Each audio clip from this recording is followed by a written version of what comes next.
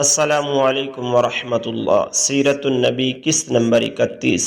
ایک مشرک کہنے لگا، آپ اس طرح کھانا کھاتے ہیں جس طرح ہم کھاتے ہیں، اسی طرح بازاروں میں چلتے ہیں جس طرح ہم چلتے ہیں، ہماری طرح ہی زندگی کی ضروریات پوری کرتے ہیں، لہٰذا آپ کو کیا حق ہے کہ نبی کہہ کر خود کو نمایاں کریں؟ اور یہ کہ آپ کے ساتھ کوئی فرشتہ کیوں نہیں اترا جو آپ کی تصدیق کرتا؟ اس پر اللہ تعالیٰ نے سورۃ فرقان کی آیت نمبر 7 نازل فرمائی۔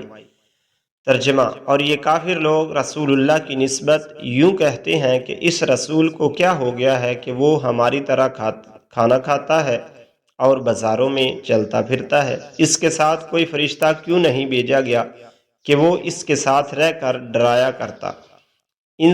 اس کے پاس غیب سے کوئی خزانہ آ پڑتا یا اس کے پاس کوئی غیبی باغ ہوتا جس سے یہ کھایا کرتا۔ اور ایمان لانے والوں سے یہ ظالم لوگ یہ بھی کہتے ہیں کہ تم تو ایک بے عقل آدمی کی راہ پر چل رہے ہو۔ پھر جب انہوں نے یہ کہا کہ اللہ تعالیٰ کی ذات اس سے بہت بلند ہے کہ وہ ہم ہی میں سے ایک بندے کو رسول بنا کر بھیجے، تو اس پر اللہ تعالیٰ نے سورۃ یونس کی آیت نازل فرمائی۔ ترجمہ: کیا ان مکہ کے لوگوں کو اس بات سے تعجب ہوا کہ ہم نے ان میں سے ایک شخص کے پاس وحی بھیج دی کہ سب آدمیوں کو اللہ کے احکامات کے خلاف چلنے پر ڈرائیں، اور جو ایمان لے آئے انہیں خوشخبری سنا دیں کہ انہیں اپنے رب کے پاس پہنچ کر پورا رتبہ ملے گا۔ اس کے بعد ان لوگوں نے آپ صلی اللہ علیہ وآلہ وسلم سے کہا، ہم پر آسمان کے ٹکڑے ٹکڑے کر کے گرا دو، جیسا کہ تمہارا دعویٰ ہے کہ تمہارا رب جو چاہے کر سکتا ہے۔ ہمیں معلوم ہوا ہے کہ تم جس رحمان کا ذکر کرتے ہو وہ رحمان یمامہ کا ایک شخص ہے، وہ تمہیں یہ باتیں سکھاتا ہے۔ ہم لوگ اللہ کی قسم کبھی رحمان پر ایمان نہیں لائیں گے۔ یہاں رحمان سے ان لوگوں کی مراد یمامہ کے ایک یہودی کاہن سے تھی۔ اس بات کے جواب میں اللہ تعالیٰ نے سورۃ رعد کی آیت نمبر 30 نازل فرمائی۔ ترجمہ: آپ فرما دیجئے کہ میرا وہی رب مربی اور نگہبان ہے، اس کے سوا کوئی عبادت کے قابل نہیں، میں نے اسی پر بھروسہ کر لیا اور اسی کے پاس مجھے جانا ہے۔ اس وقت آپ پر رنج اور غم کی کیفیت طاری تھی، آپ کی عین خواہش تھی کہ وہ لوگ ایمان قبول کر لیں، لیکن ایسا نہ ہو سکا، اس لیے غمگین تھے۔ اسی حالت میں آپ وہاں سے اٹھ گئے۔ مشرکین نے اس قسم کی اور بھی فرمائشیں کیں، کبھی وہ کہتے صفا پہاڑ کو سونے کا بنا کر دکھائیں، کبھی کہتے سیڑھی کے ذریعے آسمان پر چڑھ کر دکھائیں اور فرشتوں کے ساتھ واپس آئیں۔ ان کی تمام باتوں کے جواب میں اللہ تعالیٰ نے حضرت جبریل علیہ السلام کو آپ کی خدمت میں بھیجا۔ انہوں نے آ کر کہا، اے محمد صلی اللہ علیہ وسلم، اللہ تعالیٰ آپ کو سلام فرماتے ہیں اور فرماتے ہیں کہ اگر آپ چاہیں تو صفا پہاڑ کو سونے کا بنا دیا جائے، اسی طرح ان کے جو مطالبات ہیں ان کو بھی پورا کر دیا جائے، لیکن اس کے بعد بھی اگر یہ لوگ ایمان نہ لائے تو پھر سابقہ قوموں کی طرح ان پر ہولناک عذاب نازل ہوگا، ایسا عذاب کہ آج تک کسی قوم پر نازل نہیں ہوا ہوگا، اور اگر آپ ایسا نہیں چاہتے تو میں ان پر رحمت اور توبہ کا دروازہ کھلا رکھوں گا۔ یہ سن کر آپ نے عرض کیا، باری تعالیٰ آپ اپنی رحمت اور توبہ کا دروازہ کھلا رکھیں۔ دراصل آپ جانتے تھے کہ قریش کے یہ مطالبات جہالت کی بنیاد پر ہیں، کیونکہ یہ لوگ رسولوں کو بھیجنے کی حکمت کو نہیں جانتے تھے۔ رسولوں کا بھیجا جانا تو دراصل مخلوق کا امتحان ہوتا ہے تاکہ وہ رسولوں کی تصدیق کرے اور رب تعالیٰ کی عبادت کرے۔ اگر اللہ تعالیٰ درمیان سے سارے پردے ہٹا دے اور سب لوگ آنکھوں سے سب کچھ دیکھ لے تو پھر تو انبیاء اور رسولوں کو بھیجنے کی ضرورت ہی باقی نہیں رہتی اور غیب پر ایمان لانے کا کوئی معنی ہی نہیں رہتا۔ مکہ کے مشرکین نے 2 یہودی عالموں کے پاس اپنے آدمی بھیجے۔ یہ یہودی عالم مدینہ میں رہتے تھے۔ دونوں قاصدوں نے یہودی عالموں سے ملاقات کی اور ان سے کہا، ہم آپ کے پاس اپنا ایک معاملہ لے کر آئے ہیں۔ ہم لوگوں میں ایک یتیم لڑکا ہے، اس کا دعویٰ ہے کہ وہ اللہ کا رسول ہے۔ یہ سن کر یہودی عالم بولے، ہمیں اس کا حلیہ بتاؤ۔ قاصدوں نے نبی اکرم صلی اللہ علیہ وآلہ وسلم کا حلیہ بتا دیا۔ تب انہوں نے پوچھا، تم لوگوں میں سے کن لوگوں نے ان کی پیروی کی ہے؟ انہوں نے جواب دیا کم درجے کے لوگوں نے۔ اب انہوں نے کہا تم جا کر ان سے 3 سوال کرو، اگر انہوں نے ان 3 سوالات کے جواب دے دیے تو وہ اللہ کے نبی ہیں، اور اگر جواب نہ دے سکے تو پھر سمجھ لینا وہ کوئی جھوٹا شخص ہے۔ پہلے ان نوجوانوں کے بارے میں سوال کرو جو پچھلے زمانے میں کہیں نکل گئے تھے، یعنی اصحاب کہف کے بارے میں پوچھو کہ ان کا کیا واقعہ تھا، اس لیے کہ ان کا واقعہ نہایت عجیب و غریب ہے، ہماری پرانی کتابوں کے علاوہ اس واقعے کا ذکر کہیں نہیں ملے گا۔ اگر وہ نبی ہیں تو اللہ تعالیٰ کی طرف سے خبر پا کر ان کے بارے میں بتا دیں گے، ورنہ نہیں بتا سکیں گے۔ پھر ان سے یہ پوچھنا کہ سکندر ذوالقرنین کون تھا، اس کا کیا قصہ ہے۔ پھر ان سے روح کے بارے میں پوچھنا کہ وہ کیا چیز ہے۔ اگر انہوں نے پہلے دونوں سوالات کا جواب دے دیا اور ان کا واقعہ بتا دیا اور تیسرے سوال یعنی روح کے بارے میں بتا دیا تو تم لوگ سمجھ لینا کہ وہ سچے نبی ہیں۔ اس صورت میں تم ان کی پیروی کرنا۔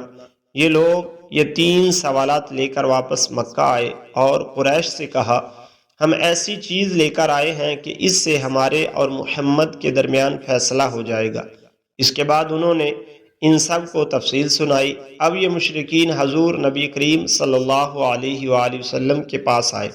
انہوں نے آپ سے کہا اے محمد، اگر آپ اللہ کے سچے رسول ہیں تو ہمارے 3 سوالات کے جوابات دیں۔ ہمارا پہلا سوال یہ ہے کہ اصحاب کہف کون تھے، دوسرا سوال ہے کہ ذوالقرنین کون تھے، اور تیسرا سوال ہے کہ روح کیا چیز ہے۔ آپ نے ان کے سوالات سن کر فرمایا میں ان سوالات کے جواب تمہیں کل دوں گا۔ نبی اکرم صلی اللہ علیہ وسلم نے اس جملے میں انشاءاللہ نہ فرمایا، یعنی یہ نہ فرمایا انشاءاللہ میں تمہیں کل جواب دوں گا۔ قریش آپ کا جواب سن کر واپس چلے گئے۔ حضرت صلی اللہ علیہ وسلم وحی کا انتظار کرنے لگے، لیکن وحی نہ آئی۔ دوسرے دن وہ لوگ آ گئے، آپ انہیں کوئی جواب نہ دے سکے۔ وہ لوگ لگے باتیں کرنے، انہوں نے یہ تک کہہ دیا محمد کے رب نے انہیں چھوڑ دیا۔ ان لوگوں میں ابو لہب کی بیوی ام جمیل بھی تھی، اس نے بھی یہ الفاظ کہے میں دیکھتی ہوں کہ تمہارے مالک نے تمہیں چھوڑ دیا ہے اور تم سے ناراض ہو گیا ہے۔ نبی اکرم صلی اللہ علیہ وسلم کو قریش کی یہ باتیں بہت شاق گزری، آپ بہت پریشان اور غمگین ہو گئے۔ آخر جبریل علیہ السلام سورۃ کہف لے کر نازل ہوئے۔ اللہ تعالیٰ کی طرف سے آپ کو ہدایت کی گئی اور آپ کسی کام کی نسبت یوں نہ کہا کیجئے کہ اس کو کل کر دوں گا، مگر اللہ کے چاہنے کو ملا لیا کیجئے، یعنی انشاءاللہ کہہ کیجئے۔ آپ بھول جائیں تو اپنے رب کا ذکر کیا کیجئے اور کہہ دیجئے کہ مجھے امید ہے میرا رب مجھے نبوت کی دلیل بننے کے اعتبار سے اس سے بھی نزدیک تر بات بتا دے گا۔ سورۃ کہف مطلب یہ تھا کہ جب آپ یہ کہیں کہ آئندہ فلاں وقت پر میں یہ کام کروں گا تو اس کے ساتھ انشاءاللہ ضرور کہا کریں۔ اگر آپ اس وقت اپنی بات کے ساتھ انشاءاللہ ملانا بھول جائیں اور بعد میں یاد آ جائے تو اس وقت انشاءاللہ کہہ دیا کریں، اس لیے کہ بھول جانے کے بعد یاد آنے پر وہ انشاءاللہ کہہ دینا بھی ایسا ہی ہے جیسے گفتگو کے ساتھ کہہ دینا ہوتا ہے۔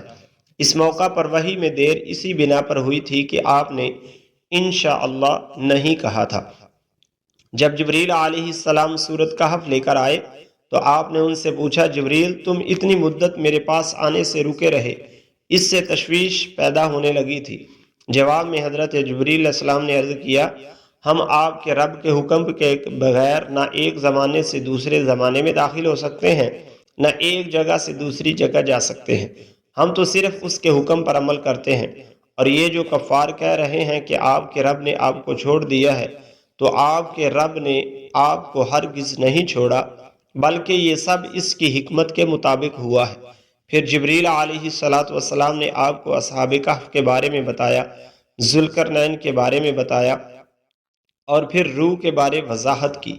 اصحاب کہف کی تفسیر ابن کثیر کے مطابق یوں ہے وہ چند نوجوان تھے، دین حق کی طرف مائل ہو گئے تھے اور راہ ہدایت پر آ گئے تھے۔ یہ نوجوان بے روزگار تھے، اپنے رب کو معبود مانتے تھے، یعنی توحید کے قائل تھے، ایمان میں روز بروز بڑھ رہے تھے، اور یہ لوگ حضرت عیسیٰ علیہ السلام کے دین پر تھے۔ لیکن بعض روایات سے یہ بھی معلوم ہوتا ہے کہ یہ واقعہ حضرت عیسیٰ علیہ السلام سے پہلے کا ہے، اس لیے کہ یہ سوال یہودیوں نے پوچھے تھے، اور اس کا مطلب یہ ہے کہ یہودیوں کی کتابوں میں یہ واقعہ موجود تھا۔ اس سے یہی ثابت ہوتا ہے کہ یہ واقعہ حضرت عیسیٰ علیہ السلام سے پہلے کا ہے۔ قوم ان کی مخالفت کی، ان لوگوں نے صبر کیا۔ اس زمانے کے بادشاہ کا نام دقیانوس تھا، وہ مشرک تھا، اس نے سب کو شرک پر لگا رکھا تھا بھی بہت ظالم، بت پرستی کراتا تھا۔ وہاں سالانہ میلہ لگتا تھا، یہ نوجوان اپنے ماں باپ کے ساتھ اس میلے میں گئے، وہاں انہوں نے بت پرستی ہوتے دیکھی، یہ وہاں سے بیزار ہو کر نکل آئے اور سب ایک درخت کے نیچے جمع ہو گئے۔ اس سے پہلے یہ لوگ الگ الگ ایک دوسرے کو جانتے نہیں تھے۔ آپس میں بات چیت شروع ہوئی تو معلوم ہوا یہ سب بت پرستی سے بیزار ہو کر میلے سے چلے آئے ہیں۔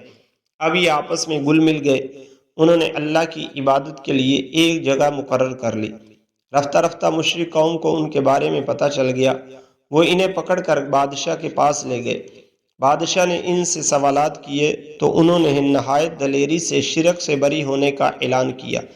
بادشاہ اور درباریوں کو بھی توحید کی دعوت دی۔ انہوں نے صاف کہہ دیا، ہمارا رب وہی ہے جو آسمان اور زمین کا خالق ہے، اور یہ ناممکن ہے کہ ہم اس کے سوا کسی اور کی عبادت کریں۔ ان کی اس صاف گوئی پر بادشاہ بگڑا، اس نے انہیں ڈرایا دھمکایا اور کہا، اگر یہ باز نہ آئے تو میں انہیں سخت سزا دوں گا۔ بادشاہ کا حکم سن کر ان میں سے کوئی کمزوری پیدا نہ ہوئی، ان کے دل اور مضبوط ہو گئے، لیکن ساتھ ہی انہوں نے محسوس کر لیا کہ یہاں رہ کر وہ اپنی دینداری پر قائم نہیں رہ سکیں گے، اس لیے انہوں نے سب کو چھوڑ کر وہاں سے نکلنے کا ارادہ کر لیا۔ جب یہ لوگ اپنے دین کو بچانے کے لیے قربانی دینے پر تیار ہو گئے تو ان پر اللہ تعالیٰ کی رحمت نازل ہوئی۔ ان سے فرما دیا گیا، جاؤ تم کسی غار میں پناہ حاصل کرو، تم پر تمہارے رب کی رحمت ہوگی اور وہ تمہارے کام میں آسانی اور راحت مہیا فرما دے گا۔ بس یہ لوگ موقع پا کر وہاں سے بھاگ نکلے اور ایک پہاڑ کے غار میں چھپ گئے۔ قوم نے انہیں ہر طرف تلاش کیا لیکن وہ نہ ملے۔ اللہ تعالیٰ نے انہیں ان کے دیکھنے سے عاجز کر دیا۔ بالکل اسی قسم کا واقعہ حضور نبی کریم صلی اللہ علیہ وسلم کے ساتھ پیش آیا جب آپ نے حضرت ابوبکر صدیق کے ساتھ غار ثور میں پناہ لی تھی، لیکن مشرکین غار کے منہ تک آنے کے باوجود آپ کو نہیں دیکھ سکے تھے۔ اس واقعے میں بھی چند روایات میں تفصیل اس طرح ہے کہ بادشاہ کے آدمیوں نے ان کا تعاقب کیا تھا اور غار تک پہنچ گئے تھے، لیکن غار میں وہ ان لوگوں کو نظر نہیں آئے تھے۔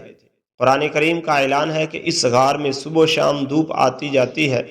یہ غار کس شہر کے کس پہاڑ میں ہے یہ یقینی طور پر کسی کو معلوم نہیں۔ پھر اللہ تعالیٰ نے ان پر نیند طاری کر دی۔ اللہ تعالیٰ انہیں کروٹیں بدلواتے رہے۔ ان کا کتا بھی غار میں ان کے ساتھ تھا۔ اللہ تعالیٰ نے جس طرح اپنی قدرت کاملہ سے انہیں سلایا تھا، اسی طرح انہیں جگا دیا۔ وہ 309 سال تک سوتے رہے۔ اب 309 سال بعد جاگے تو بالکل ایسے تھے جیسے ابھی کل ہی سوئے تھے۔